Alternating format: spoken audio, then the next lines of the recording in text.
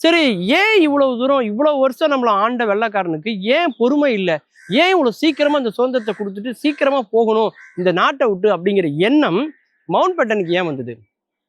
இங்கதான் நம்ம தெரிந்து கொள்ள வேண்டிய ஒரு வரலாறு, ஒரு போர் இருக்குங்க. அதாவது இந்திய தேசிய இராணுவம் INA, நேதாஜி சுபாஷ் சந்திர போஸ் அவருடைய படை. இன்னொரு பக்கம் வந்து பார்த்தீங்கன்னாக்கா பிரிட்டிஷ் இந்திய படை. அதாவது இந்தியர்களே இந்தியர்களுக்கு எதிராக சண்டை போட்ட ஒரு துர்பாக்கியமான வரலாறு இந்தியாவில் அப்போ நடந்துச்சு. நேதாஜி சுபாஷ் சந்திர போஸோட படையில இருந்தவங்களும் இந்தியங்க தான். அதே மாதிரி பிரிட்டிஷ் இந்திய படையில இருந்தவங்களும் இந்தியர்கள் தான்.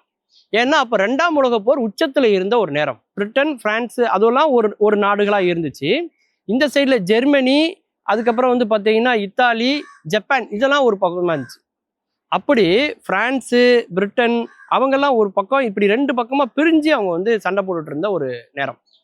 அப்போ நேதாஜி என்ன பண்றாருனாக்கா ஜப்பானுடைய உதவியை நாடுறாரு. ஜெர்மனியில போய் ஹிட்லரை சந்திக்கிறார். அப்போ அவங்களுடைய உதவியோட அந்த படை என்ன பண்ணுது அப்படின்னாக்கா நம்முடைய சிங்கப்பூர், மலேசியா, சுமத்ரா, பர்மா இந்த மாதிரி இடங்களெல்லாம் கைப்பற்றி வந்துகிட்டு இருக்கு. ஸோ மிகப்பெரிய ஒரு படைபலத்தோடு அவங்க வந்துட்டு இருக்காங்க அப்படிங்கிறது இவங்களுக்கு வயிற்றுல புளியை கரைக்குது.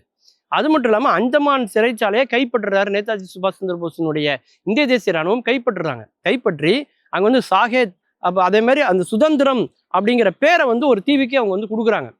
அது மட்டும் இல்லாமல் அதனால தான் பாருங்கள் இன்றைக்கும் கூட வந்து அந்த நீல் ஐலாண்ட், ரோஸ் ஐலாண்ட், ஹேவ்லாக் ஐலாண்ட் அதனுடைய பேரெல்லாம் மாற்றி இன்னைக்கு வந்து பார்த்தீங்கன்னா சாகேத், அதுமாதிரி சுதந்திரம் அப்படிங்கிற மாதிரி பேர், நேதாஜி சுபாஷ் சந்திர போஸோட பேரெல்லாம் அந்த தீவுகளுக்கு இன்னைக்கு வந்து 2018 நம்முடைய மத்திய அரசாங்கம் அந்த பேரெல்லாம் மாற்றிருக்கிறாங்க.